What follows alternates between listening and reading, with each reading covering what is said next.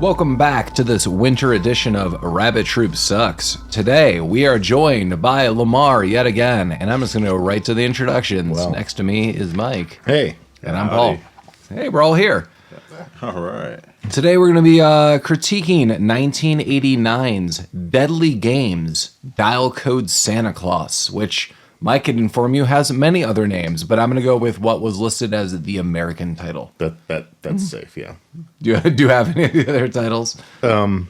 Yeah, somewhere. The French title was 3615 Père Noël. Yeah, Code Père Noël. I'm assuming that's an address. Yeah, so it's a French MyTel address from the 80s. So it's like contemporarily saying like www.santaclaus, basically. The worldwide name was Dial Code Santa Claus. Deadly Games seems to be one of the most popular. Also was listed as the U.S. And then I guess Game Over was the U.K. version of this French film.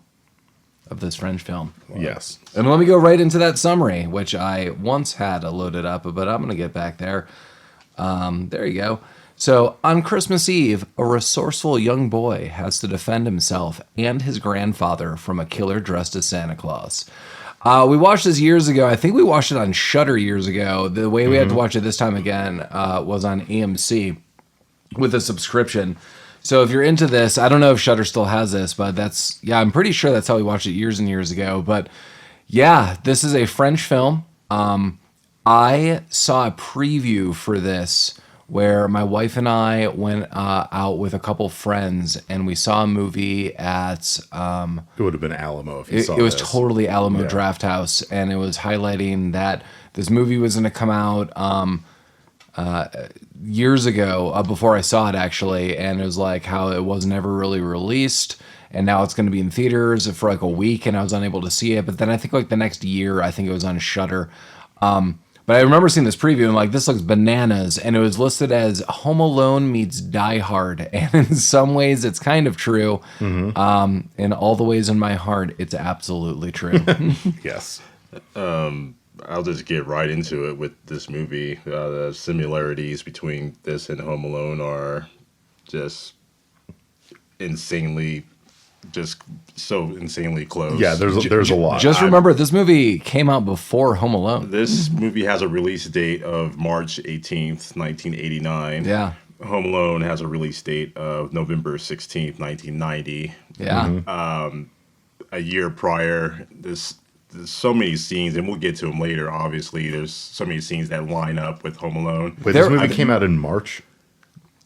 Like originally, it came out in March. Sure. What are you doing, friends? I read that on you its celebrate Wikipedia Christmas. page. And in fact, the first paragraph in its Wikipedia page says like the directors they just remade my movie with Home Alone. I have no idea if a lawsuit was brought up, but there's a lot of allusions. So, I mean, Home Alone, clearly, I mean, again, this movie came out beforehand. Die Hard, I could see why, like, after the fact, you would want to label it this. Sure. There are scenes that are reminiscent in Terminator 2 and Aliens. And there's a lot of stuff going on. And okay. I don't know, is this movie a fortune cookie? What's the French term for fortune cookie? You could write us at rabbittroopsuckspodcast@gmail.com. Surprise! Lamar's here. I told you I'm keeping the trend. Surprise! We got a guest. Right. Surprise! We're doing our first full-on foreign non-English film. Mm-hmm. And surprise! It's the winter holiday. And surprise! I don't know a lot of terms in French and words. So if you want to write us and tell us that we're ignorant. Well, don't do that. Mm-hmm. That's hurtful. It's the winter. No. Save that. If you're one of our 3 French listeners, write to us and tell us what we got wrong. Yeah. Tell us what a French fortune teller would say, and what the terminology of all that would be. Like, what do you call a French fortune cookie and fortune teller? I imagine a French fortune cookie would involve like something baked in a croissant. Mm-hmm. That sounds Crack delicious. it open. There's a little message. You're eating a croissant. There's a message. That'd be cool. Okay, Shark Tank. So we just patented that idea. So there you go. Sharks, have you ever wanted a French fortune cookie? Mark Cuban, you know you do. Oh man. Well, I'm going to open up with this. Right. So we open up basically with a lot of things. We Okay. you get one of the leads, who I'm just going to reference as Santa Claus opening this up, who looks exactly like Charles Manson. Well, let's hang on for 1 second. The first scene of this movie is a snow globe getting run over by a garbage truck, Yeah, well, which really sets the tone. that wasn't even a metaphor. That was just cameras rolling. Yeah. You know, Whoops. I totally forgot all about that. They remade this guy's film, but they used the blooper reel too. Right. Whoops. But yes, there's a creepy dude. Yeah, creepy dude. This guy totally looks like Charles Manson. I mean, Yeah. I know we're in France, but Charles Manson looks like Charles Manson in France too. Like wild-eyed and crazy as hell. Like He does have wild eyes.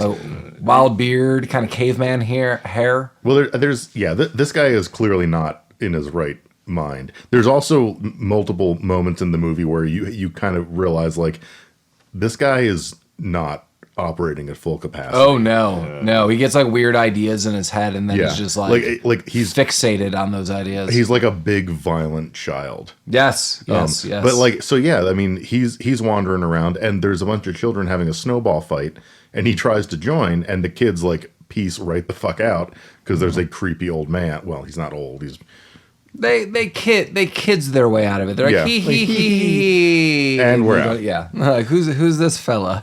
He really stands out in this. They tried to paint like it's a Christmassy environment. There's Yeah, snowball yeah. fights, Exactly. and there's just kids in winter clothes. there's merriment happening. And then there's this guy, and he's strangely wearing it looks like a bright yellow scarf. It looks brand new. Yeah, he's got a along nice- his he's got a nice scraggly-looking scarf. face. Yeah, he looks like a homeless guy in a really dope Yeah, scarf. there you go. Fantastic. Great. Yeah, I have nothing to follow that up. Okay. I just thought I'd just bring that up. It was just really weird. No, I think that's reasonable. I just went into my own head as this like weird hobo with a nice scarf. Like if he entered a saloon, like look at just what waltz in here. Like this hobo with a nice scarf. Serve anybody with a nice scarf. Nice. Is this where we cut back to the kid in It his like is. toy palace? It is. Okay, so now we have Thomas, who is Yeah. clearly the lead, who is this young child who lives in Wayne Manor. Yeah. He has the lives in a- fucking freshest mullet you've ever goddamn seen. Oh yeah, the mullet. You need to see the mullet to believe the mullet. There's a spike. There's a mullet. The mullet is its there's- own character. There's night mullet. There's after a shower mullet. There's. If you were a Barbie toy, you would have several outfits to go with these mullets Mm-hmm. because there's a wave, there's a curl, there's a spike. How old was this kid? I have no idea. 10? How old is a dream? I don't know. I don't know. Well, Like- let's call it. 10. Like, does this movie exist? So Yeah, I'm notoriously bad at telling the age of children. Yeah, it seemed like 10. my answers and advice all this episode are going to be like Egg from Big Trouble in Little China to Lamar. Like, how do you fight a dream? How long is a dream? I don't know. I'm going to try to give you some weird sage wisdom, Lamar. Do we fight Santa with a 6-demon bag? There is a Big Trouble in Little China reference, if I could read my own handwriting, that I will make throughout Okay. this. Oh, There I was a can't wait moment for where I was that. like, oh man, this movie got real. I Okay. can't wait for that. If I could read my own handwriting. Oh, and oh my God. Yeah, so I mean, we're a little bit away from Christmas. If you're celebrating Christmas, to all our listeners, winter holiday is awesome. But I did not tell Lamar or Mike, happy birthday, Christmas to each of you. So happy Yes, birthday, thank you. Christmas to each of you. Happy birthday, Christmas to our listeners. Happy birthday, Christmas to everyone. Yeah, just happy birthday, Christmas. I don't know if that was something that was lost in the 80s or isn't caught on as much, but Rabbit Troop Sucks endorses it and is bringing it back. Happy birthday, Christmas to all our listeners. Was that a lyric that was just translated wrong or something? All the music was super English, which was weird. Yeah. Well, also, in the scene that we're about to get in, we have the worst Final Countdown cover, but that is also a Christmas song somehow. Why? It's the final countdown to Christmas. I don't get instead of 12 days of Christmas, you have the final countdown. I don't get it, Mike. It's the tune of the final countdown, but like a karaoke version where it's like a little off so they don't get sued. Mm-hmm. But the guy's singing about Mr. Christmas, Mr. X. The soundtrack of this movie is fucking bananas. It really is. I feel like they're badly translated, but the singer just read that translation verbatim. That's correct. I fully believe that's what happened. So, sometimes for the holidays, I think about like the gifts that we've been given and some of your favorite toys or video games or anything you grew up with. Like, and it doesn't need to be crazy. But what I'm totally not going to look up on eBay is that if there is a vinyl cut to this movie and it's original, I bet it goes for like $5,000. Oh, probably. Like it would be like the saddest thing. So I don't want to ruin anyone's holidays, but as someone who's sitting behind a shelf or in front of a shelf of vinyl records, I'd be like, that'd be an awesome sound. I would totally buy the soundtrack for like $5 and under at one of our many favorite record stores in Colorado or even online. God, I think Mike's looking this up. I just really hope this doesn't exist because some weirdos out there is like, there was a pressing of 50, there was a fire, there's 30, I have 7. The rest are all $5,000. And they're autographed by everyone. Santa autographed them. The sad part is you'll never listen to it. It'll just be on a frame on your wall. Sure. Then like Mondo's going to release like the dyed record that looks like Christmas cookies. And that's going to be like a limited run of 50. And people are like, oh my God, I bought all of them. And now I'm on eBay for $7,000 a record. Yeah, that's how they get you. That is how they get you. It's a sad system. Yeah, well, surprise. Yeah. But okay, so we're introduced to the kid who may be 10 years old and maybe not. He has a dope mullet. He's in a toy palace in his mansion. There's a Rambo montage. Well, yeah, there's a montage of basically him incredibly oiled up and exercising for some reason. Yeah, I am super uncomfortable all these like weird shirt oiled scenes, and this actually happens a couple times throughout the film. Yeah, this isn't me like kind of making a weird gross joke about a boy. Like the first time you're introduced to this kid, he is topless and doing exercises and very greasy. He's pretty much doing a Rambo cosplay. He is very much, and then he's arming himself and putting face paint on. Yeah, this is like where, like, if you, like, in the 80s, it would be like, haha, your parents, like, filmed you playing around, but they, like, only showed it to, like, grandma and grandpa. But now in, like, the 2000 pluses, like, people are like, aha, I put that on YouTube, and people are like, dude, like, this is, like, super weird with your child. Like, if we don't know who this kid is, it's, like, super weird to watch, and, like, I'm not in for it. I don't feel it's like super over sexualized, to be honest with you. It's just not like sexualized it's just at like all. super weird. Like you would not do this in a movie now. No. Again, this would be like, I showed my grandpa, or like you showed this kid's grandpa. Like, what a silly, right? like playing like this, and you do not do this publicly, nor do you probably even send it over the email. No, I said the email. No, but we're kind of email. we're setting this kid up as like kind of resourceful, like. He's got all kinds of toys. He's got a lot of electronics. He's talking to his dog on a radio. And he's just like clowning around the house. I have a theory, Lamar, if it was the same age as this kid, would just eventually just beat the shit out of this kid. I think literally any other child. I'd beat the shit out of this kid and take all of his cool toys. See, he had a rich house. This scene actually reminded me of, remember... Silversmith? No. Actually, the kid in... I have DuckTales references in this too.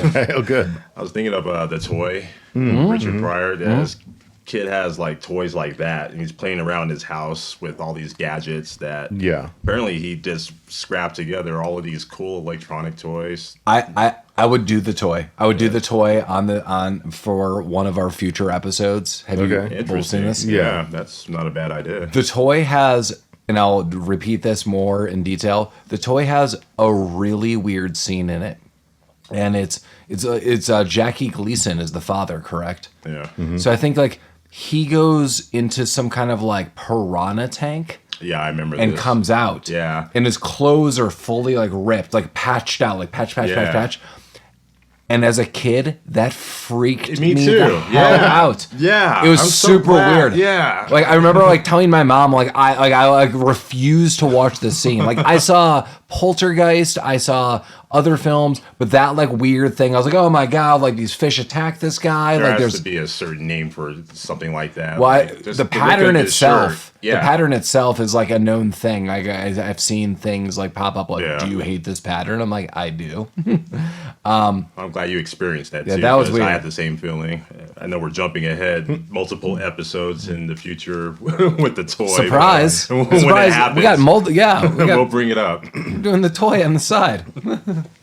Doesn't sound right. This kid No. is super rich is pretty much the point I was trying to make, and he has enough money and time to play around the house and torment his dog apparently. Yeah, this Yeah. kid isn't just rich, and I think the one thing Mike skipped over is he wakes up in a bed, kind of. Like it's a World War II airplane. Yeah, and it is full size. Mm-hmm. The rooms in this house are insane. They're insane. and I start noting, so somewhere also in my notes, they just get scattered that I'm making these references. When I was in like, I don't know, grade 4, I remember like a project was draw your dream house. And then like the teacher was like lazy for like a day or two. And I'm not saying that as a knock at teachers. I'm just like, everyone just needs like a buffer. And I remember like the next day, like the teacher was like, wow, that assignment like seemed to go really well. Let's do it again. Like, and we're like, we could draw like anything. Is like, use your wildest dreams. And I remember me and like 3 other kids like drew like 50 rooms in the day. And it was like the workout room, the video game room, the money making room, the trampoline room, the candy room. And I start noting that in my notes, Right. that each one of these rooms actually exists in this house. This house is bananas. Yeah, but I'll bet even in your wildest childhood fantasies, you couldn't imagine a house this big because this house is that big. Yes, it is Wayne Manor. It is endless. It is unexplainable. How? Yeah, I don't know. Yeah, no one knows. But yeah, we're kind of setting up that he's like a tech guy and also kind of giving you a glimpse into the technology that the house has in it. Like things that'll come into play later. Like there are speakers everywhere. He has like a 1980s Sonos system, but it's just like it's like a World War II telephone switchboard. Sure. Where he's like patching sounds into different rooms. Got a patch. Yeah. Yeah, so they're just kind of setting up like this house is wired, there's cameras, there's sound, and he's the guy. He knows how to do all of this because he doesn't have any friends. Because if he tried to make one, they would beat the shit out of him because he's a little. He's got one Oh friend yeah, he's got one. He's got the one friend. Yeah, Wait a minute. with unexplained endings. yeah. That friend got the fuck out of Did there. I see a second kid too? No, or- No, there's a okay, friend. just No, one. there's Yeah, it's there's just a the one friend. kid. Yeah, Okay, yeah. yeah. Okay. But yeah, so he's clowning around the house. He like goes outside, comes through his grandfather's window, jumps right on his fucking dick, chases his dog around, shoots his dog with like a suction cup and like traps it That in poor a dog. trap door. Yeah, so this is a little foreshadowing. So I want to know 2 things here. You hear these war sounds, and I wrote like this kid's got this crazy imagination. It's like, "Boo, and he's like hiding and running. Yeah. And so he pulls a lever or puts in like a code in the security system. And I would say like a 3'3" trap door opens up to a net. Yeah. 2-foot drop net, and the dog is captured.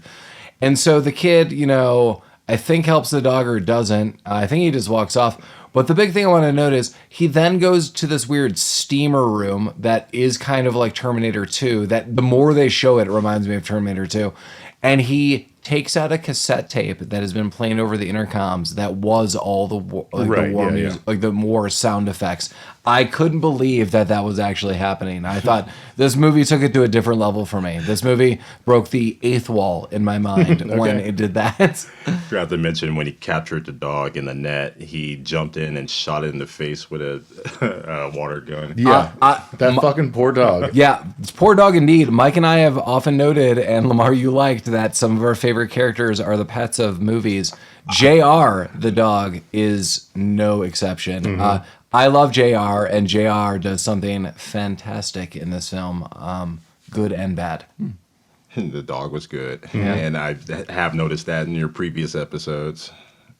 That the dog pretty much steals the show, or cat, or Sometimes it does. gerbil, or whatever Snake. animal is on it. Yeah. An American rich Joe. Lamar, you never write us emails anymore. Oh, You should just write us damn. emails like I'm in your house. Like I'm using your facilities. Or they just yell at you. I mean, you're right there. Sure. It'd be nice. It'd be nice to get those emails again. I'll email you. Yeah, someone's got to. Yeah. Okay, where are we? Soup for breakfast is where we're at. Soup for breakfast. Yep.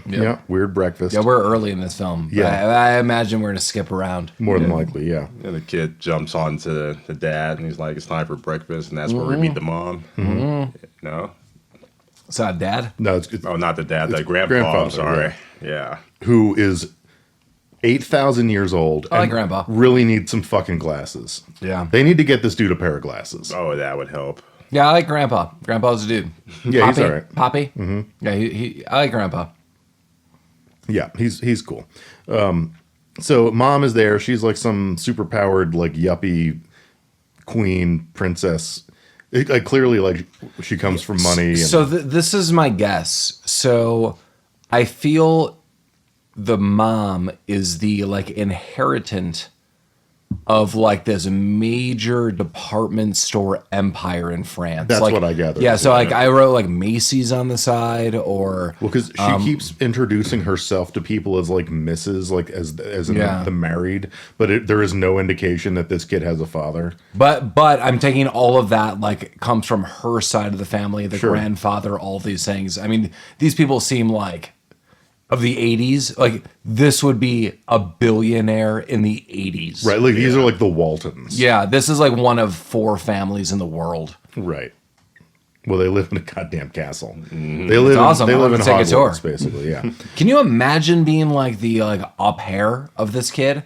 Like if he was cool, like what are you gonna do? Like I don't know, be in secret passages and like you're gonna have everything ever. Like all right, Yeah. Great. That Yeah. would be incredibly awesome. I mean, Mike and I just did a movie where there was an au pair, and we're like, she was doing her own thing with people in other rooms. But that was like, I'm a boarder, and I have a small room, and I share a restroom, and I have a small space of mine in the refrigerator. This would be like, you have the left wing. Well, I mean, the caretakers of this house had their own smaller castle to live in. Yeah, so we'll get to the caretakers because I also didn't realize who those people actually were until I pieced a couple of things together. Like I did, like at first I'm like, who are you? Mm-hmm. And then like halfway through the movie, I'm like, oh, Yeah. that's who those people were.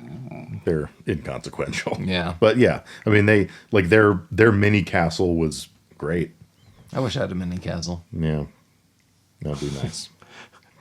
Oprah, are you listening? We'll take a mini castle. We'll record with Does you. Oprah have mini castles? She could provide us with one. Okay. Or mini castle, or mini castle. Yeah, like the carriage house version A of the carriage castle. house. would be I'll take a fine. mini carriage house from Oprah or anything. Yeah, sure. Yeah. All right. So the kid is hanging out with his one friend whose name was something Pierre. I'd never got his kid. It began his with name. began with a P, didn't it? Perot. It was Hercule Poirot. The detective was I his knew it. best friend. And they're clowning around with his computer, and they're on like some old like Mitel BBS. Yeah, Lamar noted that old school Bolton board system. Yeah, Yeah. hell yeah. Well, so like this was a real thing in Europe. Like what the technology that they showed was something that existed. Yeah, what was the actual terminal? Like, I took a couple notes and I remember, but like, there was like so let's apply this to Colorado. We're in 16th Street Mall and you're downtown and you Right. want to find something and you approach this terminal. Wasn't it like ask a question? Yeah. But with I that, can't remember what it was called. well, but I with know that's what it was like in this movie downtown. Yeah. It was like ask a question. Yeah. But like they made it specifically for Christmas, right? Like they could have asked anything.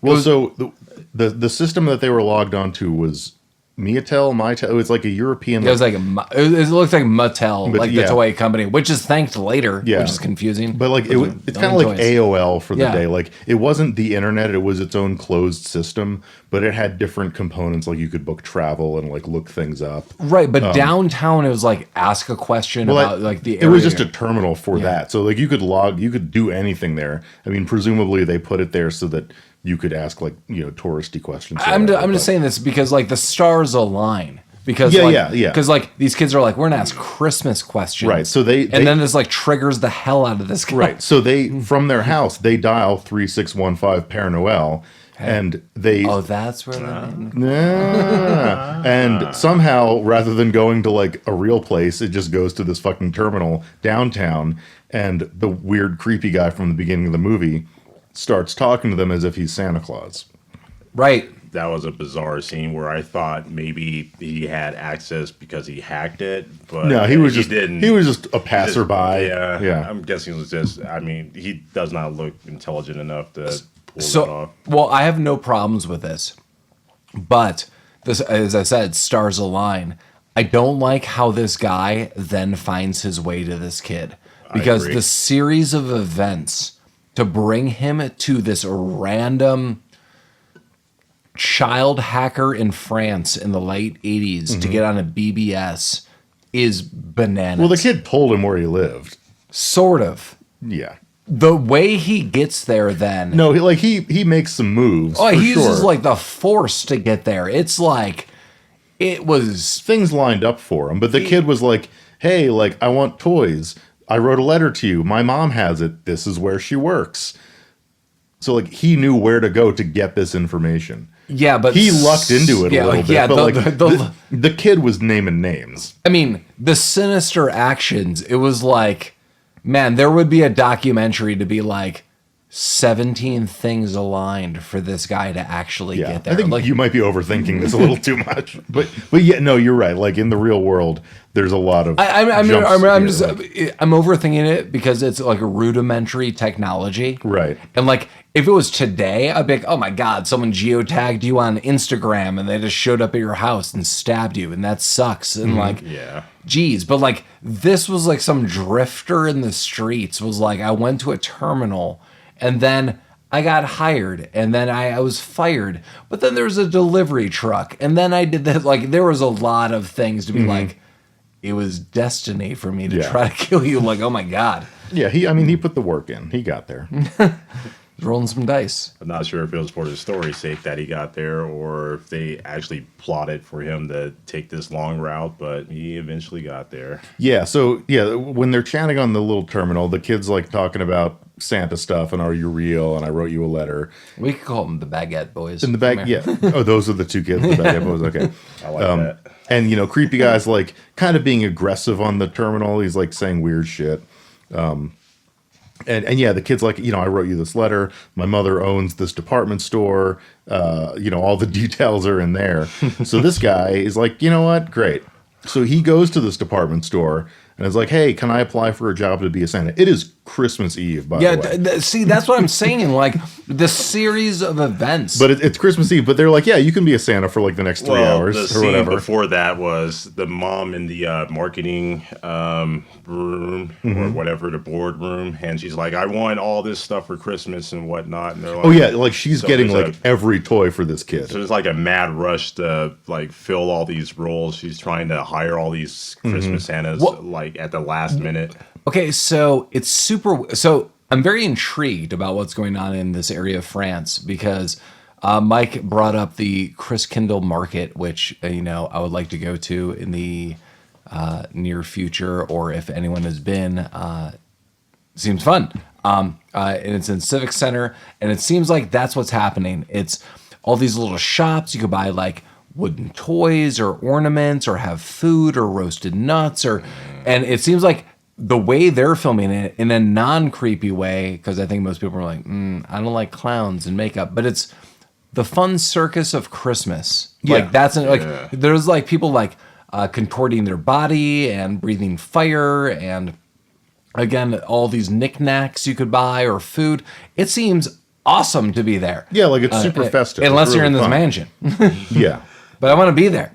Yeah, the French really love their Christmas, and they're it's really every street scene in this movie of festivities just looks so Awesome. Yeah, they're Hell yeah. so Welcome warming to and inviting. Christmas Town. The fake snow is overdone, but A lot of fake snow. Yeah. it looks like a styrofoam And fake white warehouse beards. exploded. It's just The so fake much snow looked like nice when it was falling, but sometimes you would see it like on them. on people's faces, and it was super gross. Yeah. Yeah.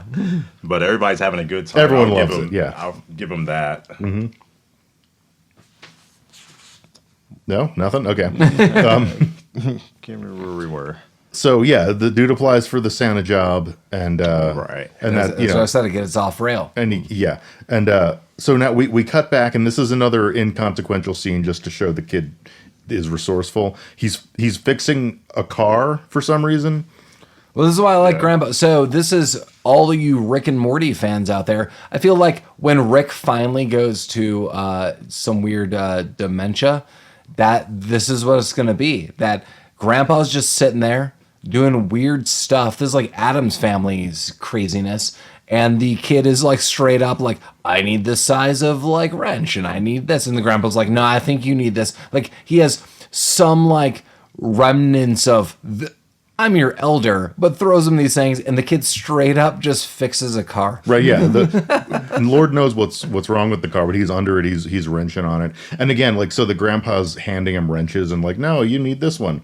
We see from the grandpa's vision, and it's nothing. Like this dude cannot fucking see. Oh, He's like, what size wrench is this? I don't know. Yeah, but he fixes the car, and then the kid and the grandpa get in the car with the kid driving, and they just drive off. And there are illusions. He's doing fucking donuts like, and shit. Yeah, the grandpa says something. I don't remember. It was something like, "Hey, last time we were in the park, don't let it be known," or something like.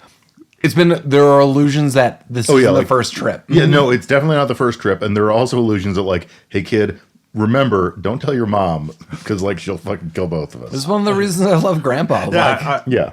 I like this scene. I like it's a bonding scene between a kid and his grandpa. Yeah. He's fixing the car. They're talking. He's laughing. The kid is obviously passionate about fixing cars and working on technology. He likes all sorts of stuff. Oh, and you know, the next scene we have more technology because he's like sitting in front of a computer and he's saying like rough. yeah, no, it is very rough. He's saying computery things, and maybe it was like because this is subtitled, so maybe what he was saying was less ridiculous in French. But like what you're reading is like, all right, the cameras are linked into the Pro node. Now I'm gonna decompile the kernel, and I mean these are all real computer words, but it's like it's just bonkers. And there's like a 3D model of his house, and he's setting up weird security cameras. And then we have a moment of exposition where he's explaining to the dog what he's doing so that we, the viewers, understand. He's like, I have all the camera control for my arm controller. JR is the dog, yeah. JR. And he has this it's like a remote control on his arm. It's like I started writing it as the power glove. it's like the power glove, but it's not a glove. It's just like a big. It's like the size of a loaf of bread strapped to his arm, and it has a lot of switches. It also has a screen that is the size of like a quarter of a postage stamp. It's the Game Boy Advance. Yeah, The screen is sunken in. The screen, you yeah. gotta hold it at a good angle Oh to yeah. see it. So like he's controlling all these cameras in the house. He's like, I can see where everything is on this screen that is like 0.3 inches by 0.3 inches. But you know, it's 1989, so. But yeah, Ahead of its time. It's ahead of its time. So now we know that he has cameras everywhere. He can control them from his power glove. It's Welcome aboard. It's so bad. And JR again is the dog. Yes, JR is still the dog. During that whole scene, I just wrote down what the fuck programming scene. Oh yeah, no, he's typing all that shit. Yeah, he's typing like he's like Dennis fucking Nedry in here. Yeah, hacking nodes. Yeah, we were one step away from like the hacker soundtrack. It's like like the 3D dimensional like rotation of like here's my mansion and I now know everything. Like I've locked in. Like it just hacks the hell right in. Grandpa's aware of this too. Like there's like discussions like Grandpa, I like know all the computers and have been controlling it. And Grandpa's like, I know. Oh, you kid. I know. Like we have security lockdown and we have money, so food's delivered. Nope. Yeah, great. Surprise. Yes. Well, now, surprise, Creepy is now in full Santa mode, and there are children sitting on his lap, which is very unfortunate. And there's a little girl whose face he is really caressing in a not okay way. Yeah, this scene's uncomfortable. And it is very uncomfortable. And the girl correctly says, I don't like your face. Oh, yeah. That guy is... Lamar's laughing, and I cannot look at Lamar as I'm saying this. Well, that's just an immediate trigger for that guy. He slaps this kid. Yeah, he strikes her down. Yeah. Good thing we're not using lightsabers, Star Wars fans, because he strikes her down with the slap. He strikes a child down. Yeah. But hand it to the mom. So the mom, the department store inherited owner, queen, empire not runner. this child's mom, but like the main character's mom. This girl has no parents for some reason. Yeah, I kind of understand because like the woman asks. So Thomas, the main character, Thomas's mom, jumps in, and she's like, "Whoa, little girl, where's your mom?" She's like, "Well, she just went to the department store." Like she was tired of my bullshit. She pawned me off on Santa. But like again, this is like the 80s in France, and and I don't know where we're at. She probably drove herself to the store. Sure, and it was just like, well, where's mom? Like she said, I could stay with. Like she left you alone. That's what she says, and she's like, no, she left me with Santa. It has been like a minute. Yeah, but the 80s. But the mom is like clutching the child. And it's like kind of stroking her hair in a non-weird way. She's like, okay, I'm going to wait with you until mom comes back. And I was like, hell yeah. And she's like, you're fired. Like, get the hell out of here. Like, there was just like boom, boom, boom. Like, this happened. You're done. Get the hell out of here. Mm-hmm. I will wait with this kid.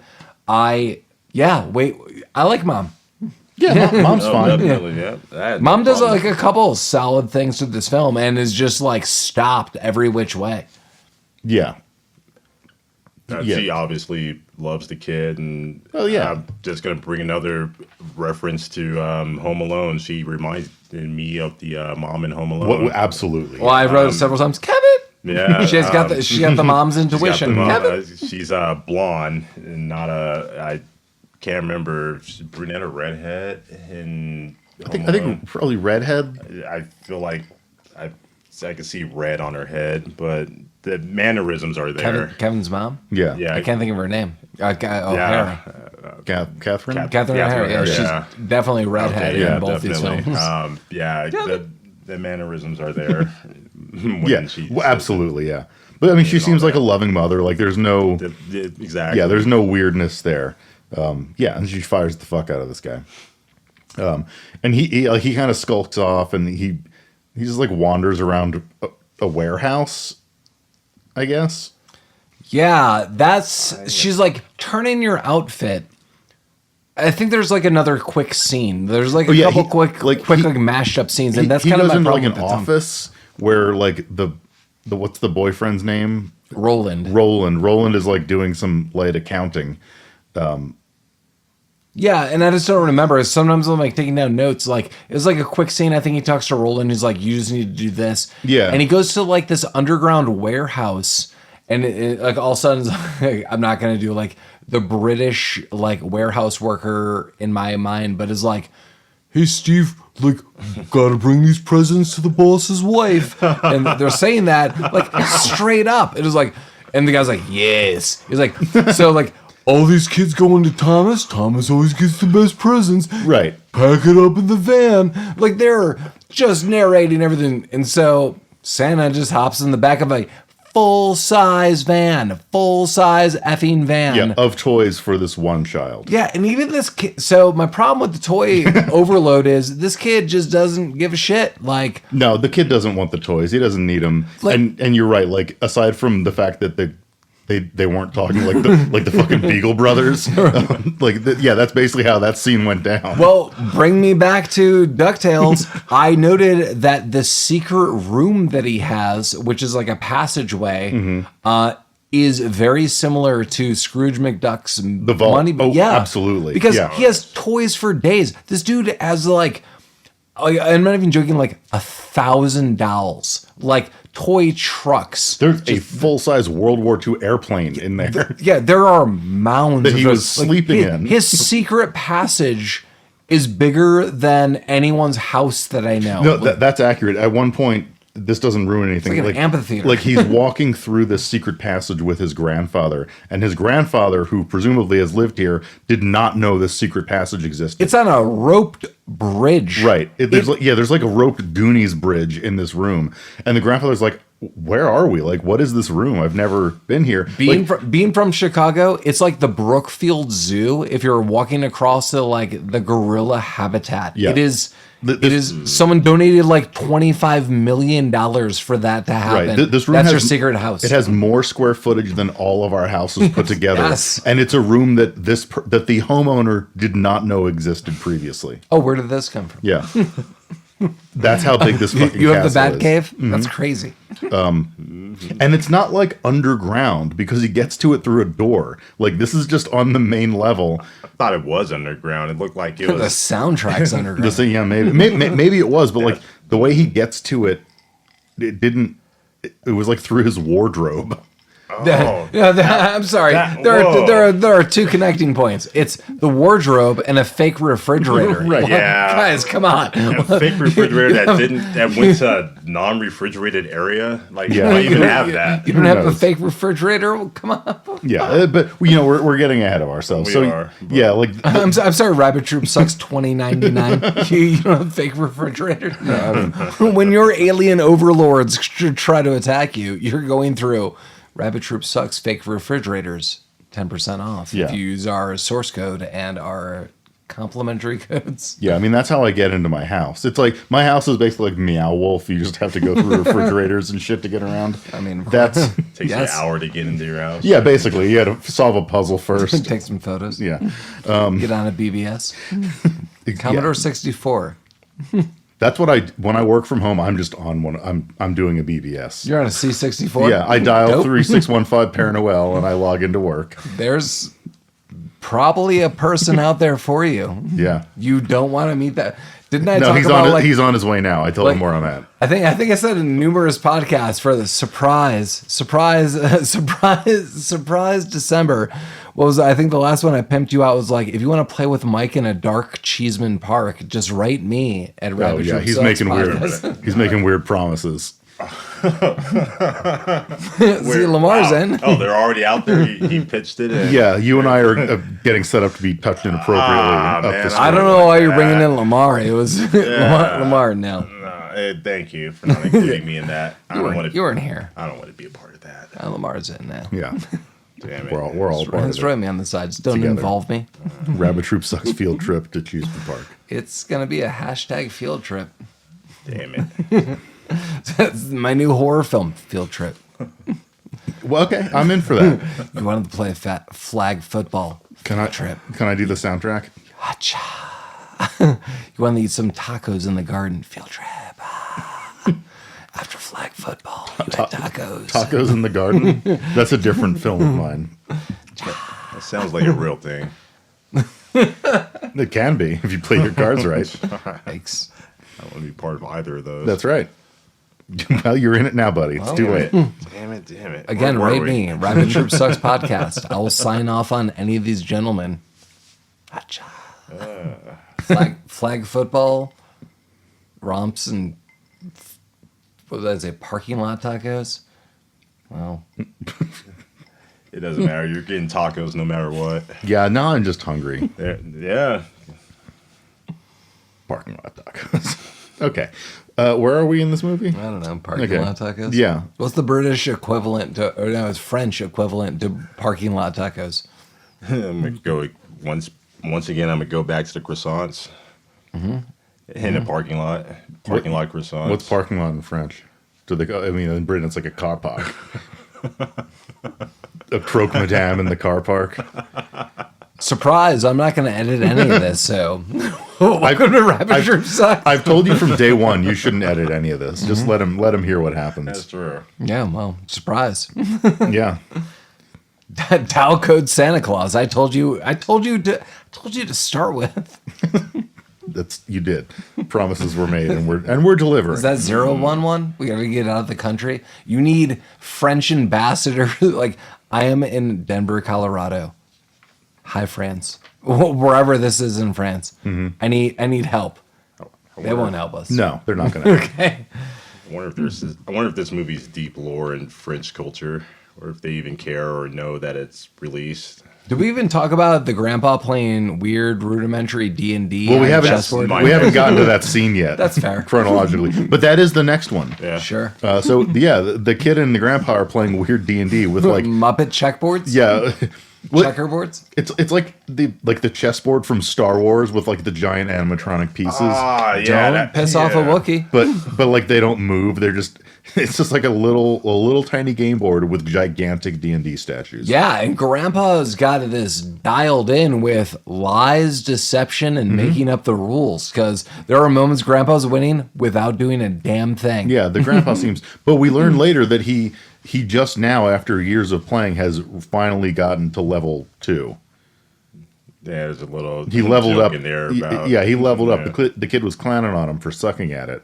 Yeah. But probably true. They probably played thousands of times, and the grandpa just died every time. And now here we are, 8 years later. I mean, when you make up a game of nonsense, I mean... That's probably what it was. It's like they honestly took a game of... Remember that board game Dungeon? I think you have that, Paul. It's a board game with the... it's like a Dungeons and Dragons board game, pretty much. Is it one of the 8,000 board games that is to my left right now? How dare you? He called you out. How dare you? How dare you? But it came with its own miniature pieces, and they're just like playing this game with Dolls? random rules. But yeah, look, dolls. Yeah. They pretty much are Right. way too big miniatures for this board game. That's correct. Yeah, it's like a regular sized board game with like a Cabbage Patch Kid sitting on top of it. But It's the 80s in France. Yeah. I think that part of this, I think the main part of this scene is just more bonding between this kid. Yeah, we're establishing that kind of like more relationship. storyline that push the plot further forward. Yeah, we're demonstrating the care here. Excuse me, I'm going to grip it and rip it. Grip it and rip it. There, Oh. done. What? Oh, what are you? Is it local? No, it's not. You drinking local, bro? I'm not. This is Josef Brau. Is this like, do you want to spin it like cracks like local, drinks like Jokel? Jokel? Yeah, no, that's what I was gonna say. It does look good. Lamar's intrigued. Yeah. It handles like a steakhouse, but It drives like a drives like a steakhouse, but it handles like a bistro. I'm kidding. No, this is a winter ride, which we're on a winter ride right now. You could say No. it's dark roasted with Munich malts. As Paul, I am not. It's the Trader Joe's house I brand. am not on anyone's winter Paul, ride. you're on a winter ride right now. You just don't know it yet. all right. Yeah, Don't involve me with this. you're involved. Anyway, they're playing shitty fake D&D, bonding, and A delivery driver rolls on up. delivery driver rolls on up. Yeah, I'll skip us through a little bit. A delivery driver rolls up like, ho, ho, ho, I'm just going to, oh, Dad. He opens the back. The back oh yeah, trunk, no, the delivery driver does not make it. and Santa's like, hoo-ha. And he, Yeah, he says hoo-ha. I think. hoo-ha. It's like I had a cold. Hoo-ha. He was saying that he wanted to go to the Who Hut for dinner later. Hoo-ha. That guy's so angry. My wife knows. Hoo-ha. Oh my God, that guy's so angry. Yeah, so he jumps out. He kills the delivery driver, and he kills caretakers. Yes. Because he rolls up to the house. That's where I'm like, who the hell are these They're people? the caretakers, yeah. Well, They don't say that until later in the movie. They don't say but- shit. It's like random, jolly people are like, you want some hot chocolate on this cold day, Nave? I don't know what they're saying in France. They're like, touch the baguette and spread the brie. And That's exactly. Noel to all. Don't And touch the bag. on Christmas Eve, you could do whatever. That's fair. But they're killed. Immediately. Yeah. Well, we don't really see it. It's alluded to. We later learn they're super dead. I have no idea who these people are. They seem so jolly. They literally just answered a doorbell. Yeah. That's why you got to get Ring doorbells, and that's why they're supporting us in our security systems. Ring doorbells. Send us money. We'll talk more. There you go. Yeah. I don't. Yeah. Yeah. I already have. I don't really need another one though. But send us money anyway. You can send us cameras, side cameras. Yeah. Actually, yeah. Yeah, that'd be fine. The more cameras, the merrier. I'd like a digital. What do they call them? The locks that you can open with your thumb or whatever. I'd like one of those. Would you like a side arm system that covers like half your forearm, like in this movie, like the Power Glove? Like, obviously, yeah. like your turbo kit. I mean, how else am I going to control my house were it not for this gigantic power Stuff, glove? that stuff looked heavy. It did, yeah. No, he was equipped for sure. Wearing like 80 pounds of 80s Sony technology, the CRT monitors. All Yeah. over your He was just festooned with monitors and like Walkmans and all heavy sorts of looking stuff. Yeah. electronics. It's Yeah. just like, Lamar, what? all of this would have been heavy if it was real and not just in his mind. Right. that was Yeah. the He thing that dreamed gets it you all every up. time. Yeah. Damn it. He has like a radar screen from a MiG strapped to his back for Damn some it, Paul. reason. I didn't even consider that. Yeah, the end of the movie, just credits roll. He's in an orphanage. He's playing with, like pieces of paper and like his own imagination. This is how he escapes. There you go. Boom. Credits roll. So you've Perfect. listened to Dial Code Santa, Deadly Games. Happy birthday, Christmas. Happy birthday, Christmas. We haven't gotten to Happy Birthday, Christmas yet. We'll get there. Yeah. Mike should probably drive the ship for a little bit. Okay, do you want me to like work through the plot a little bit? Okay, so yeah, all of the things that Paul said happened, and we cut back and we see the mother and Roland, who might be fucking the mother, but we don't know. Nah, he's totally the new boyfriend. I actually like this guy all throughout. Yeah, no, Roland is great. I He's think fine. the problem is I have an American perspective, and I'm like, okay, this guy wants to be the stepdad. Mm-hmm.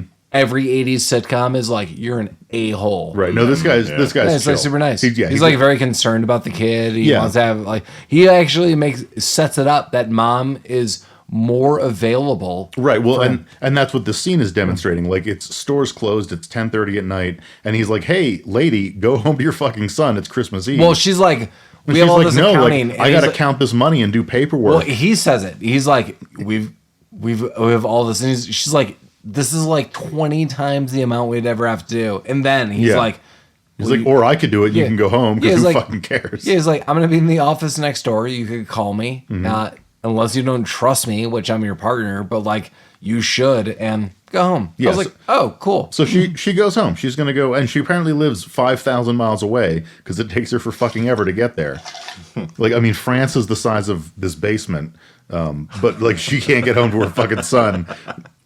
I don't know. Well, I think that's where the phrase "pears of Noel" come from. It's you eat a pear and then you don't know what the hell's going on because you're in France. I thought there was like in a mansion. I thought it was like man pears. Oh, well, that comes later too, and I think Dracula's there. There's Happy Birthday Christmas. Wow, I missed the Dracula. There's a lot of seasons. maybe I was taking a note during that.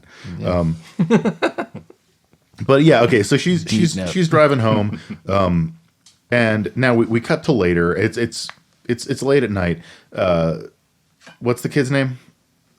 Thomas. Thomas. We. Thomas, we. Don't say si, say we. Yeah, Thomas he's asleep under the table. He's kind of spying on the fireplace. I don't know why he was looking at this one in particular because this house has 18,000 fireplaces. Yeah. Which one is he coming down? But he singled in on this one, and he The grand fireplace. Yeah. Everyone, duh. he wakes up and he sees a rope coming down the chimney. He's like, "Fuck yeah, it's happening! Santa's here!" And then he sees Santa coming down the chimney. So, side note, Santa got here in a car. I don't know why he bothered to climb up on the goddamn roof. Also don't know that. And rappel down the chimney. But Also don't know. it was to set the mood. The mood is wrong. Yeah. So Thomas is hanging under the table like, "Oh, fuck, it's Santa. This is dope as hell." But then RJ is the dog. Yeah. Then RJ. JR. Whatever. Then Not whatever. Damn it, JR, wait. you're a hero. JR is a hero. So and JR sees Santa and is like, "Nope, this Santa's fucking bullshit," and attacks Santa. Yeah, it goes like JR's not big. JR's what would you think, like 40 pounds tops? He wasn't like a teacup dog, but it was like just like an average size. And JR just is like Woofle, like anyone who owns a dog. It's Woofle? No, it's Woof Woof, like around the corner, like something's wrong. Like Woof Woof, insta bite. This dog just jumps like So the whole view that we're seeing of this angle is from just under the table. Yeah, just Santa's legs, like waist down. So it's not weird for me to say, like, that dog goes crotch first, like crotch, upper thighs, like above the knee, like really sensitive areas. He goes for the Père Noël. Yeah. Okay, I'll see myself out. That's good stuff, Mike. Was it? Okay. Surprise. Surprise. It's good stuff. Yeah. And that dog, and I'm going to say this, like, sadly, and probably the only sad thing I'll say about this movie is that dog gives its life for that kid. Like, it is very aware, like, I know where this kid is. I am just going to bite the hell out of the legs and sensitive areas, and does. But I'm laughing. It's just because I don't have the words to describe what happens. It was pretty graphic, to be honest. Well, the fakes. So now just Charlie Manson's Santa Claus takes what I assume is a pate serving. It was like a fork, like a torte. Like a spatula. Yeah, exactly. But I think for pate, like there was like some kind of loaf of sorts. A loaf? A loaf. Oh, yeah, okay. A loaf. And takes that and stabs the dog in the throat. Like, and now the movie is super real. The dog is dead. I hate when they kill animals in films. I hate it for any reason. And now I just want this guy to die all menacing kind of deaths. Kid takes off. Absolutely. But hell yeah, JR. JR is still one of my favorite characters of this film. Yeah. Died for that kid. Died for everyone. And F that dude. This dude's a weirdo. Yeah, this dude sucks. But yeah, now we're introduced to, like, he's in the house. He's crazy. He's killed JR. And he's we don't really know what his motivations are other than he's crazy, but he's here. He's here for it. So the kid... my guess is he's laid off and now just, like, insane. Yeah, I mean, he honestly, like, throughout this whole movie, even from the very beginning, just, like, when he's trying to have the snowball fight with the kids, he looks kind of like a homeless, mentally disabled person. Like, this does not appear to me to be like... Yeah, like, it wasn't like, you were fired, and he's angry. He looked like he was mentally disturbed and kind of just a vagrant. And guys, did we skip the scene that Mike explained a little of his mental illness of him? There was a scene where he was preparing to do his little creeping. So he took some spray paint or whatever it was. He was coloring his... Yeah, I didn't totally know. Skipped over that. I can't remember when it was. Yeah, I didn't know what that was. Was that supposed to be like you spray like on spray like the trees tree? And shit? Yeah. He's dressing himself up as Santa Claus. It's like the spray snow. It's a crazy scene where he's looking.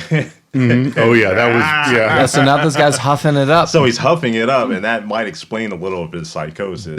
You're very right. Yeah, but yeah. I guess it wasn't mentioned, but like he's crazy before. He was crazy now before. He's crazy on. He's huffing. He's crazy +5. Yeah, and he has a white beard. And he's pretty much getting ready to do his creeping, and he made his way into the house. He just liked the way he looked, you know. It's like the reverse Just for Men. He wanted to look more dignified. I wanted to bring that up. That was the scene before he came down, and we were talking about the dog scene. Oh, okay, yeah. I think it was right after, actually, he kills the dog. I think he kills the dog. I think so. I honestly don't remember. Yeah, I think, because the way I have it is, like, the dog, like, freaks out, and then, because we never see this guy, like, above the waist. Then he goes into another room, spray paints his face, nose all huffed up. Does a little huffing. Gotta. Yeah, so the kid runs off. He runs and gets his grandfather. I keep writing he goes through Narnia, through the wardrobe. He goes through Narnia. That's exactly what it looks like. Yeah, so he grabs his grandfather, and they go through Narnia. And then this is where the grandfather's like, hey, so I own this house, and there's a giant toy room in it that I didn't know about. And the kid was like, and this is where we understand maybe that there's like a toy empire. He's like, this is where my dad's toys are, and his dad's toys, and all of our family's toys, and someday my toys will be in here. All right. Yeah, and he's like, great, you're kind of spoiled, but cool, all right. Cool. I'm glad I got you a van of Christmas toys. Right, but so they just kind of use that as a pass-through to go through the refrigerator, and they're trying to get into the car that he fixed earlier to get the fuck out of there. But apparently he's not as good at fixing cars as he thought, because this thing won't fucking start. And Père Noël shows up on the scene and tries to, like, stop them. And he does this at first by smashing his head into the windshield. Yeah, that is not a fun time. Which does not work. Yeah, but also bold move. You walk up, you're like, your car is stalled. You know what I'm going to do? I'm going to walk up to it and smash my head against your windshield. Right. I know you mean business at that point in time. Yeah. I'm surprised you're still conscious and standing, but you definitely mean business. Yeah. If you know what you're still thinking. He demonstrated I'm his not cool with intent that. right Yeah. there. Yeah. Might have been some bath salts involved in that. Oh, yeah. Well, I mean... French bath salts? Yeah. Les baths. You were going to say the same thing, weren't you? With 20% off at Bed Bath & Beyond this holiday season. This is what Rabbit Troop Sucks has been trying to advertise you the whole time. Yeah. This episode brought to you by Le Bath Salts. Lemon verbena on a winter's eve. Bam. You're fighting people in an alley. Welcome to my Fight Club. Rabbit Troop Sucks is brought to you by Fight Clubs. Do you have any? Write us. I don't know. Clubs made for fighting. I'll go if I can watch. I don't want to do Fight Club. Oh no, we're just saying like we will send you people like tell us about your fight clubs. We're not fighting. Yeah, no. We will send our viewers, our listeners. Paul wants to destroy something beautiful. It's That's a good service and a clown good baby. tagline. Yeah, we got it all right here. Done.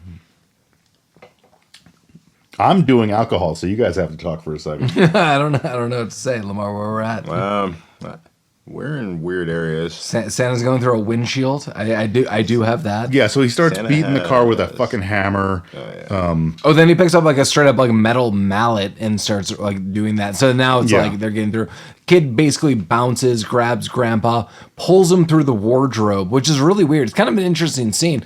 But Grandpa's like, I don't know if I'm gonna make it. Like Grandpa's always self-sacrificial for Thomas, which Yeah. again I love him for that. He's like run, and like the kid like. You see the grandpa like, kind of get like sucked back, but it's the kid pulling him through the wardrobe end of this like Right. crazy secret tunnel. Yeah, and then now we see the kid, he's Ramboing up again. He's putting on the face paint, clipping on the Discman. Yeah, I was gonna say. Walkman. Yeah, I was gonna jokingly be like, and putting on not like needless things like fake knives and grenades. Apparently, all of those are real. So I Yeah. like this kid straight up got grenades and knives. Well, they were all plastic. We see him like loading one of the Sure. plastic grenades with marbles later. Also, like, spoiler alert, it doesn't fucking work. But It looks yeah. like fake shit, but he's setting it up as real shit. you know, it makes him feel good. Yeah. It's like a crutch, kind of. The holiday season. There is some real looking stuff in here. He has real looking crossbows that he's setting The up. crossbow is 100% real. Yeah. And was that gunpowder in a fake looking grenade? Well, was that's something, what yeah. I mean later. Like Mike's like it was filled with marbles, but it was filled with like gunpowder and a wick. Right. And Okay. it's super weird. I don't know where he's getting a good chunk of this. Like the toys, as spoiled as one could be, and I don't say spoiled lightly. Like I feel my daughter has lots of things, and this is obscene. This is Denver, Colorado. Someone bought your kid a Cherry Creek Mall. That's their playroom. The entire Cherry Creek. Yeah, like it's insane. It's crazy. But the Cherry Creek Mall does not have a toy store. Or a cool like bed plane or a rope bridge. Cherry Creek Mall, get your act together. Well, they have the play area. But they don't have a rope bridge. They It's not like it's Goonies. I have The not dolls. been to Cherry Creek Mall in ages, but It's cool. there's not a FAO Schwartz in there anymore. No, They're not there's around like anymore. literally no toy stores. Or FAO Schwartz. When the hell was that? Like I don't think that like that was before my time. That would have to be like mid '90s. There's an FYE in there. Sure. I think Toys R Us is coming back. I think I read that somewhere. I read that too. Yeah, Well, I like heard select like pop-up locations. That's Yeah, cool. I don't think it's real. I mean, if it's like cool pop-up locations around the world, That's what it maybe sounds like, yeah, around the sure. nation. What's his name? Jeffrey? Is that the Jeffrey the giraffe. Yeah, he's going to be there probably. That's cool. That'd be all right. I like this idea. I loved going to toy stores as a kid. Yeah. Now Toy it's stores. going to Amazon. I think every generation of angry. kids should have a toy store or a brick and mortar toy store where you can go into and where a Agreed. kid can be a kid. Damn it. Yeah. I don't want to grow Lamar's up. selling this. A kid can't be a kid at Amazon. No. Just can't. I mean, we had an Amazon store in Cherry Creek, but they fucking Oh closed it. god, you can't be a kid in there. No. No. Said, You can work there. That's child labor. Yeah. No, they did for sure. That's it. Okay, so fuck, where are we?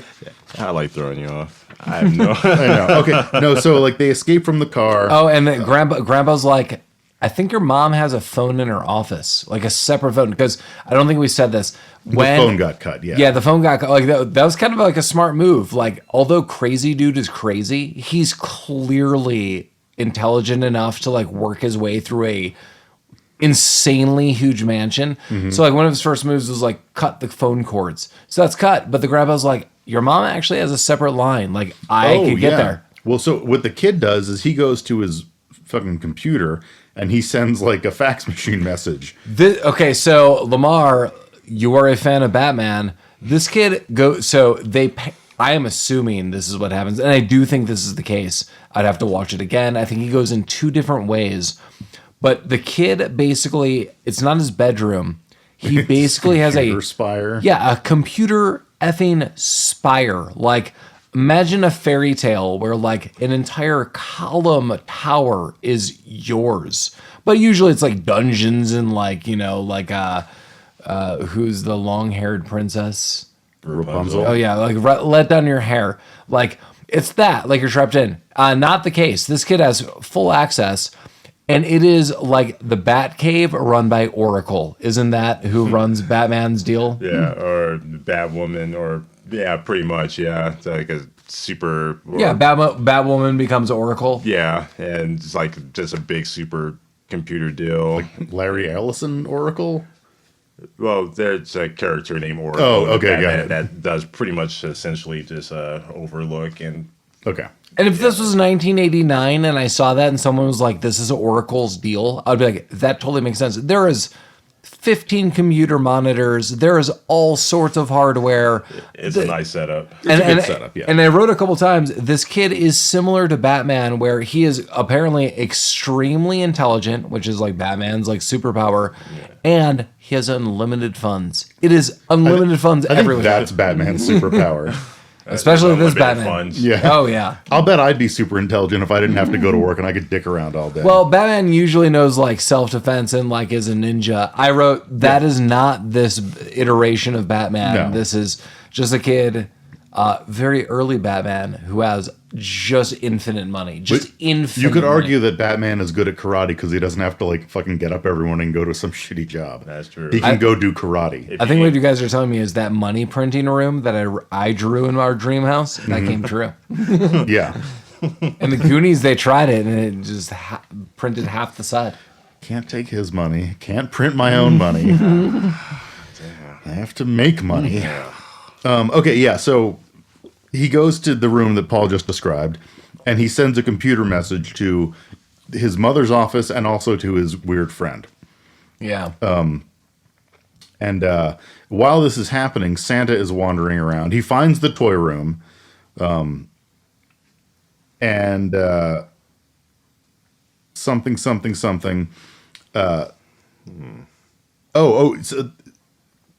some stuff goes down. Blah blah blah. And Santa gets trapped in the trapdoor that the dog got trapped in. Oh, the earlier. net. Yeah, the net. Yeah. The net editing. and while this is happening, the kid, his friend, is like booking it over on his BMX bike in the snowstorm.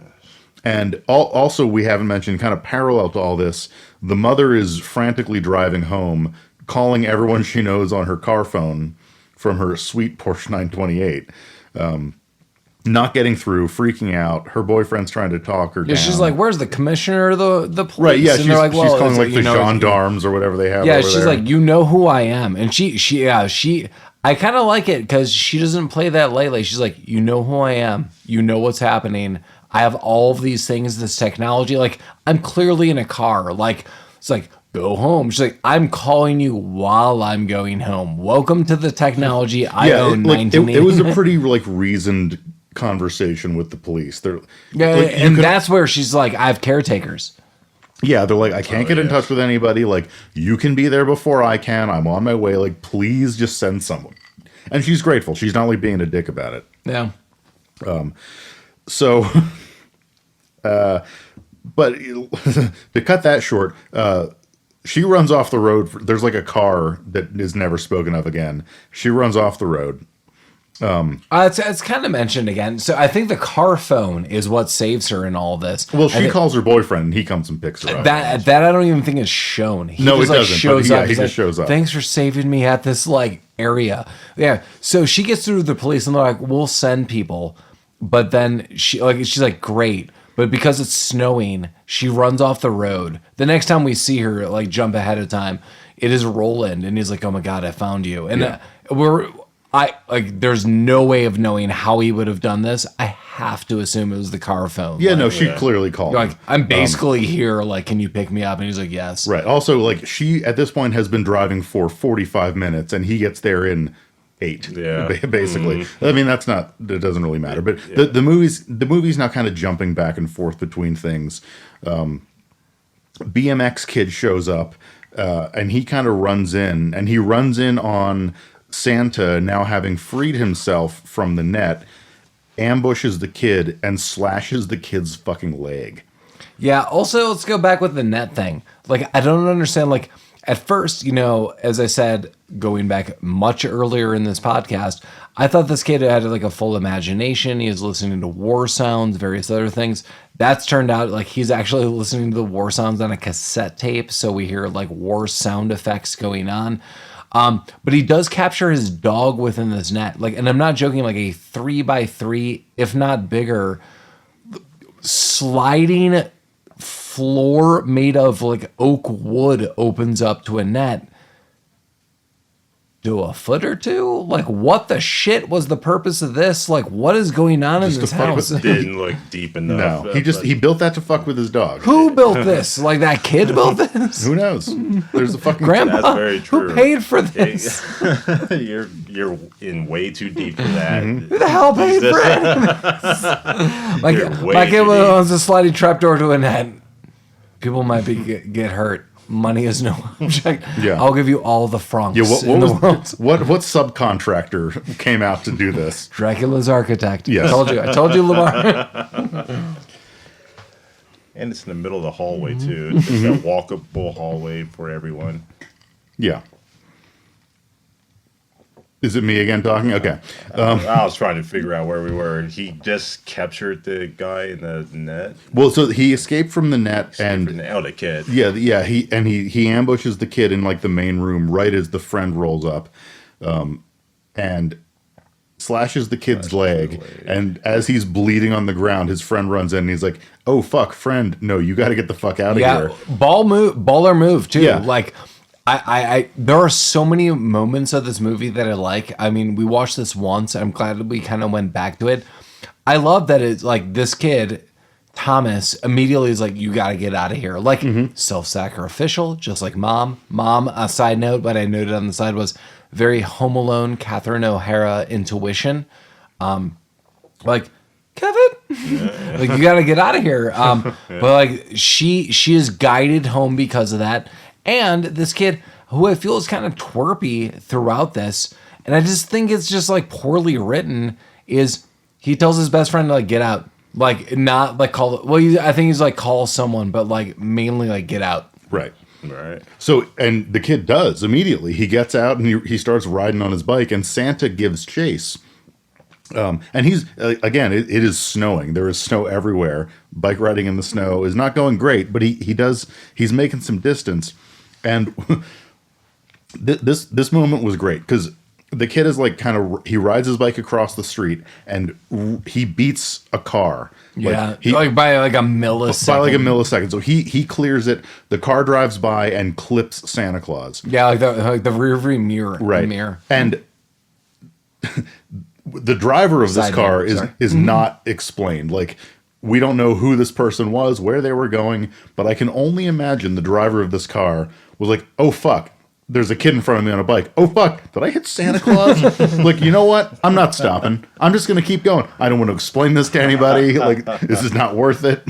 That was this driver's moment. They're like, I'm just going to keep going to whatever Christmas party I'm going to. I also like the filming scene of this. Like, as Santa is going for this kid, it is like pretty much every one of, and I'm not even joking, like every child nightmare I had where you're like running, but you feel like you're going in molasses because his bike is giving way. Like the back tire, you could tell, is like swerving back. It's like swerving to the left. Like it's hitting snow. Like he's clearly like dominant in the right foot. Like I'm pedaling. It's like swerve. Mm-hmm. And this guy's like always like inches away from this kid. Yeah, he's getting close. And like when he finally makes like 4 feet of room, like he's across the street and this car clips. I was like, that was a good scene. Oh, yeah. No, that was pretty solid. There's another weird scene. It's very Jim Henson for me. Are we where the kid goes through Thomas is going through a gray art gallery to get to a staircase? Where the hell is that? Scene, I didn't write that scene down, crazy. But it is crazy. I wrote it down as well. I mean, it didn't lead to anything, but yeah, it's like a weird like art gallery maze that he walks through for some reason. But he's going like left to left to right to left, like, but then they pan up. There's like an aerial view, and then they show like the floor itself is a piece of artwork, but it's broken up into different sectors. Mm-hmm. But each wall, if you're looking at it like in first person, is its own like gallery. And then he gets around a corner and goes up the steps. It's right here. Like I'm kind of looking at it. Yeah. And then as soon as he gets upstairs, because he's like, oh, you're. For me, I was like, this is crazy. Like Chris in an undisclosed place with a undisclosed name. The peanut butter solution, he would understand this. It's like a fever dream, like this idea, and that's kind of like this maze that Thomas is going through, and it's super awesome. Like it's like twirling and twirling. It's very labyrinth, Jim Henson-esque. And he gets up and he goes to this like weird attic, and all of a sudden like Santa Claus is there. He's like, oh, you want to dial this phone that was in this weird attic? Like that was the mom's office. Like that one, I don't understand. Yeah, who knows? And two, like this guy just navigated this like infinitely faster than the house you live in. Like what? I mean, I know there's the weightlifting room and the TV room and the media room and the art room. I keep noting these things, but like that guy doesn't know that.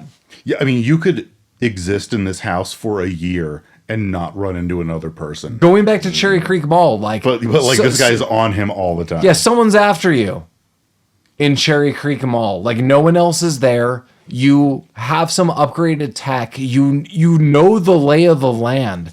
This guy just walked in, and right now, like you're afraid that he's gonna get you. Correct. Yeah. All right. It's like they took all the nuances in the Home Alone and just like had him, Marv and Harry immediately find Kevin, just like walk in and like, hey, here you are, and just catch him instead of going through the house looking for him. Yeah. Essentially the same thing happened here. Guy just shows up, finds the kid. He said, Kevin.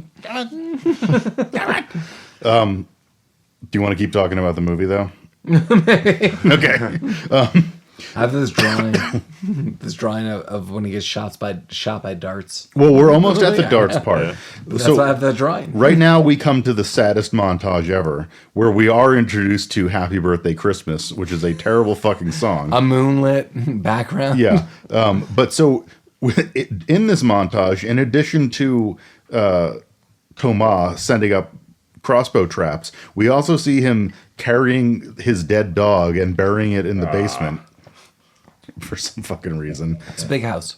And he is he's now his leg has been slashed, so he creates a splint for himself out of 3/4 of a chair that is just strapped to his body for the rest of the movie. He sets up these traps. He's filling up fake grenades with like marbles and gunpowder or something. Oh, this was the setup scene. Yeah, he hides his grandfather in a suit of armor for some reason. And he's setting all this up. So yeah, the only question I had in this is one of the main side quests is Thomas needs to get insulin for his grandfather. yeah, his grandfather needs insulin. But I didn't know that until then. Now, like, is Well, that? Yeah, I didn't know that. What It was mentioned earlier that that the grandfather was a diabetic. Does he need insulin every 4 hours? I don't know. I don't know what the process is. Maybe you only need it if you haven't been having snacks and you're in a suit of armor in your mansion. I mean, he was asleep. It was like midnight. Like, I don't know. He needed a fucking apple or something. I don't know how it works. Okay, because I said at one point in time I wrote this movie gets all Con Air. Like we need to get the insulin. Yeah. But yeah, he's setting up these traps. Some of them work, some of them don't. But also, this is where now the cop shows up. A single police officer rolls up in a car. He is blasting fucking Midnight Special by CCR. Yes, he is. And he gets out of the car and he first goes to like the cottage house where the caretakers are. They're fucking dead. Yeah, so my side note was, what if Kevin McAllister in Home Alone, instead of having a treehouse, just had a straight up side mansion, Yeah. a carriage house for the stars? Well, I mean, basically, that's what this was. And it was. There was just no zip line. So Thomas is also heading towards this carriage house to look for insulin.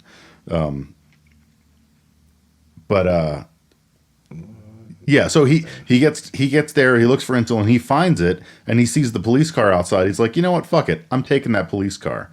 One thing that we kind of skipped over is that at one point after the traps kind of fail, Santa catches Thomas and has a knife to his neck, and he's like, I got you. Oh yeah, I win.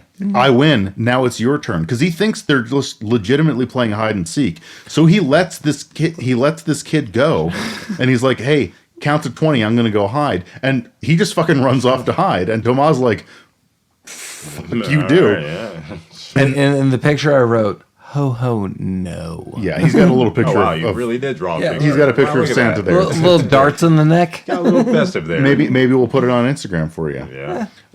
But now this is where he goes to the carriage house to get the insulin, and yeah, he gets in the police car, and Thomas tries to drive off, but Santa's in the back. He's like, "That's cheating. You can't drive off," but he does, and they run into a tree. Yeah, again, this guy's got Santa magic. Like, he might be a sentient demon from hell, but he still is appearing everywhere. Like, Yeah. what? Like, No, he's bouncing around. so one, like the friend, I can't remember the friend's name. It doesn't matter. That kid did BMX bike his way off. Never, No, we never seen he got this right kid the again. fuck out of there. Yeah, he's gone. So maybe he like told the authorities. Maybe he told. You his know what? parents, When he got home, his parents were like, "Where were you?" He's like, "I don't know. Shut up. Merry Christmas. We're going to bed." Exactly here's what some happened. hot chocolate. Yeah. You love marshmallows. I do. Yeah. Awesome. Yeah, that kid's gone. Damn. Mm-hmm. I have a lot more. I don't know. Really, because what's I going had 3 more words Okay. after this on my note, which is why I just closed my notebook. on. Lamar, what do you have? The rap. You know what? There's a period of time where I stopped writing, Cool. and I said, you know what? This Happy- movie is happy pretty birthday, much a Christmas. Yeah. Home Alone clone or a predecessor, and I started writing the similarities between the movies, and it's like, how did they not just get their money? Yeah, out of There was this? one point in time I fair. was going through like a spread shot of notes where this kid Thomas he like walks into like a bathroom and he's like, I had to cure my wounds and my grandpa, and Lamar noted that they have a bigger pharmacy than Cuba. That's accurate, yeah. When he's looking for the drugs for the insulin, it's like there's so many boxes of just random drugs, and like it's just this old And man. he couldn't fucking find the insulin. Yeah, He had to go to a he had different these mansion. Multiple boxes of whatever. medication. Right. And it's just 3 people in the house. We forgot to note that when Thomas is driving the cop car, he crashes it, then fake handcuffs Santa to the car. We didn't forget to mention, I was about to talk about it, and you kept interrupting with Home Alone quotes. Kevin! Yeah, so but that happens. They crash, and as Santa's trying to like claw his way out, Thomas handcuffs him to like the oh shit handle. And again, like Santa magic, he immediately escapes from this. Why he just breaks it off? Like, Yeah, it doesn't. It's Yeah, not even fun. my nose off. was like, are these toy handcuffs? Like, what happened? They might have been. I don't even think they were fastened the way he just broke this handcuffs off. But so he's chasing him kind of through the minor woods in between the mansions, and Thomas trips over the dead police officer, but also finds his pistol and shoots Santa. That's where everything just got serious. It turned from a playful little romp of, I'm going to just go through Of this dog surprise murder and kid. child Now attack. his kid just draws a gun on him. Now people are getting shot. Yeah. There weren't any candy canes. I don't know what to believe. No one does. Juror number 7 does not know what to believe. I did write the ending down, but the kid, he did shoot Santa and run off. He gave down insulin. his He got the insulin. insulin. He unhooked his grandfather from like the armor stand that he was on. Yeah, he propped him up in a nice armor suit. I mean, it must have taken hours to get Grandpa into that fucking suit of armor. Imagining the prep of putting him up there. Yeah, but he got him down. He gave him the insulin. He woke up. Santa Claus shows back up, and we're burning through it now. Santa Claus shows back up, even though Grandpa is fucking blind. He comes to. He finds the pistol. He says, "Come on, duck," or whatever, and he just starts shooting. And he So shoots this is Santa. a blind grandpa just shooting. Yeah, just taking pot shots. And basically at the same time, Mom comes home, everything's cool, and that awful, awful song plays again. Awful song. Happy birthday, Christmas. Happy birthday, Christmas. So, as always, you can reach us at Rabbit Troop Sucks at... Wait. No. We haven't talked about our feelings. What did you think about this movie? Wait. I was just going to note like where you can reach us. I thought you were closing this off. No, Rabbit Troop Sucks podcast at gmail.com or Instagram or Facebook. I have mixed feelings. Okay. I feel there are a lot of like very cool points to this. I don't know. Like, I know nothing about French cinema. I know, like, this is super weird that this is, like, French. If this was British, I think I would understand more. Yeah. Like, the shortcomings of, we didn't have a lot of technology. We had a screenwriters meeting for, like, 2 days in, like, 1989. Overall, I like it. I think it's fun. I think it's different. I don't know. Fun and different. I'll agree with you on that. Once again, I just cannot stop making all those weird... If you're going to watch this movie let's face facts, everybody out there pretty much has a list of Christmas movies that they watch every year. Is put them together. If you're going to add this into your list, watch it immediately before or after Home Alone. Do it back to back. Yeah. Make those comparisons, get in on the lawsuit if they still have it.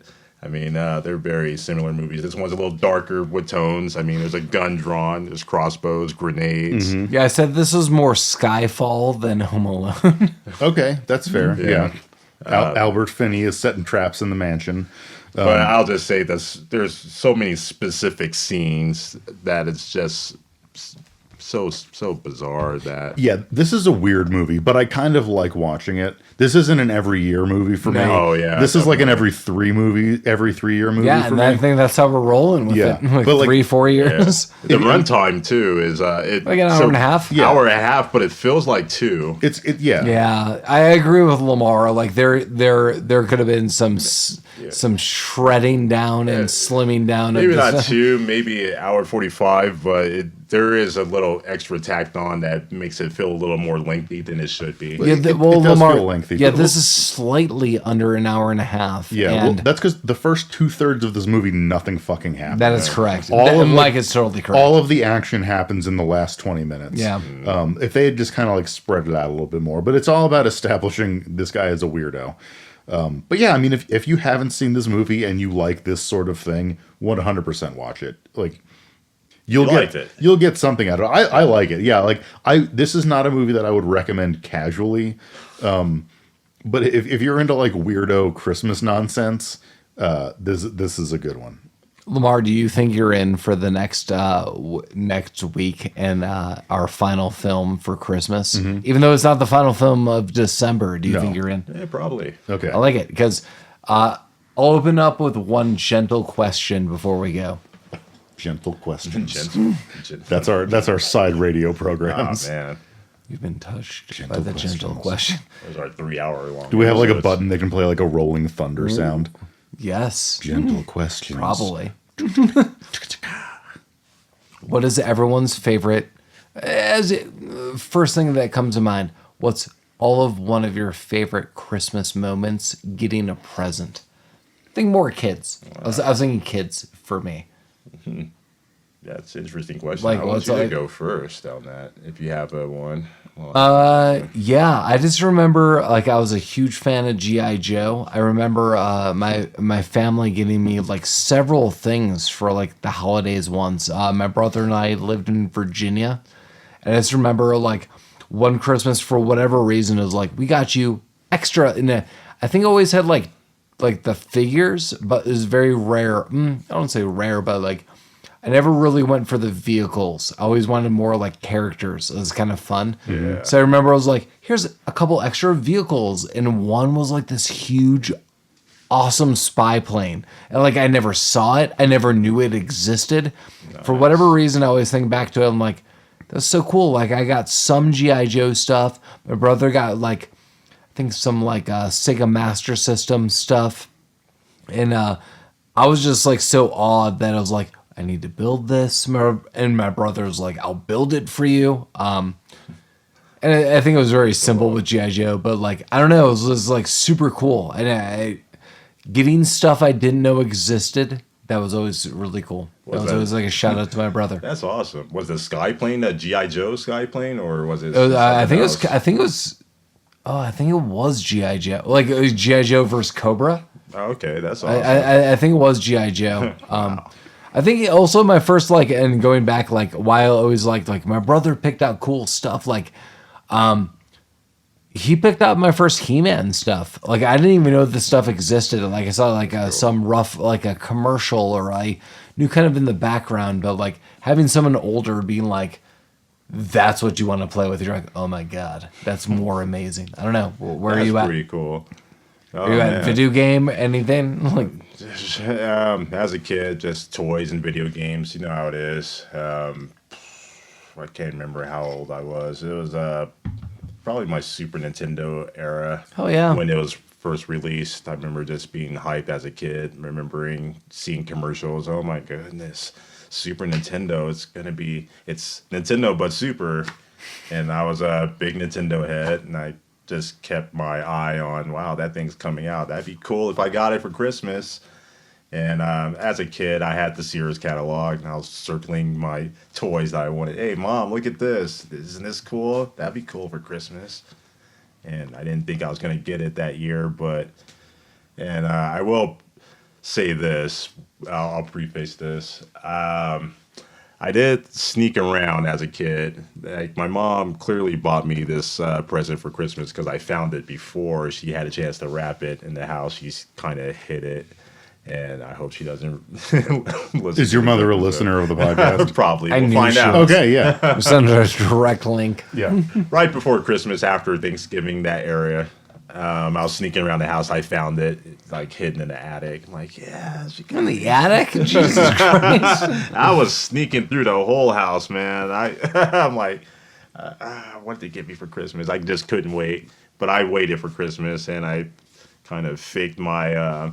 Actually, it wasn't really fake excitement. I was really excited to wrap that thing up and or wrap it, take the wrapping off, and like, yeah, it's a Super Nintendo. It's kind of like blew my mind, even seeing it on Christmas. Didn't Day. Super Nintendo come with like Mario World? It did. I played the hell out of it. I probably put 1,000 hours into that game. The first, I don't know if you can fit 1,000 hours into 3 days, but I did. You can, yeah. When you're a kid, you can. Yeah, I did. Totally. Still my favorite game to this day. All right. 1990, I want to say that was. Here we are, 32 years later. Lamar, are you saying Super Mario World is one of your favorite games? I think it is. That's awesome. And Okay. it came from that Christmas. That was a great Christmas. I remember spending just a week playing that game. It's awesome. That was probably my favorite unwrapping of a present. That's if I had to I like that. go for that story. Yeah. Mike is yours. Your Nintendo. No, can I do a Christmas memory that's not a present? That sounds Yes. appropriate. Is that acceptable? There are no rules in unwrapping Okay. sucks. Yeah, I don't have like, I've had a lot of concussions, so my memory from childhood is like super fuzzy, and I don't have like a big nostalgia bone. But it was the last Christmas that my family and I spent at the house that we lived in when I was born, and there was a huge fucking pine tree in the front yard. And because it was our last year there before we moved to a new place, my dad was like, you know what? We're going to fucking cut this tree down, and that's going to be our Christmas tree. And I was like, yay. Ah, nice. And it was like a Clark Griswold moment because this tree was clearly way too big for our living room. So there was a lot of, and again, like this is my recollection. I would have been 7 at the time. Some of this might be wrong. And a lot of my recollection might be like me remembering people retelling me this, not like actual firsthand memories. But I was like, my mother and father were struggling to get this thing into the living room onto the Christmas tree stand. And I was just like, little 7-year-old me, I might have been 6 or 7, was just like sitting on the couch like, Christmas tree. And they kind of lost control of it. And what in my mind was like a 45-foot tall tree, but I mean, it was probably like 8 feet, but I was also a child, just fell directly on me. And I was pinned between this tree and the couch. Man. I was like, no. and again, like I'm probably remembering it in a more dramatic way than it actually happened. Yeah, it was probably just that dramatic. The way, I Yeah. mean, you're just a kid. Right. Yeah. I'm just like covered in sap. Mike, and like you're a pine kid hit by a needles. tree. Yeah. I mean, yeah, it's very valid. But that is my favorite Christmas memory. And what Paul referenced the Nintendo, this would have been the same Christmas as the Nintendo. Nice. I did get a Nintendo, like the original NES for Christmas that year. And my father, I guess, struggled to set it up all night because, you know, it was 1987 and that's a difficult thing to do. But apparently when he got it working and he loaded up, it came with Mario and Duck Hunt. He just stayed up all night playing Mario and had almost beaten it by the morning. And when I came down, he's like, here you go, but shut up and let me play. That's cool. I like that story. If we're gonna go to video games, I think my absolute favorite, and I think it was '89. My brother got the Game Boy for Christmas, Nice. and I had no idea what this thing was. I never saw it. Like I always feel like I knew certain video games and franchises like Mario, Zelda, Metroid. Also, my brother's like, I got this thing. And I was like, what the hell is this? And for whatever reason, like my brother's like, I don't know, play it as much as you want today. I was like, what? Like he just didn't really care about it. Like it wasn't like he wasn't grateful for it. I definitely don't want to say that. It's just like, he was like, we're not really where like we should be. This is an awesome gift. My brother could just play it. I wanted to bring it to my uncle's house. He's like, no. Just you could play it. Like, if you keep it here, I'll let you play it as long as you want. So I played it that day and that night, and it was Tetris and Mario World. It was awesome. Hey, all right. Yeah, it was like just like technology I never knew existed. It was super cool. My brother was super cool that he just let me play it. Yeah, it was awesome. It was like something I never even heard of. It's crazy. Actually pretty cool. To Yeah. experience a Game Boy before you even heard about a Game Boy. Just having it in your hands, like, what is this? I just remember my brother opening it and I was like, what?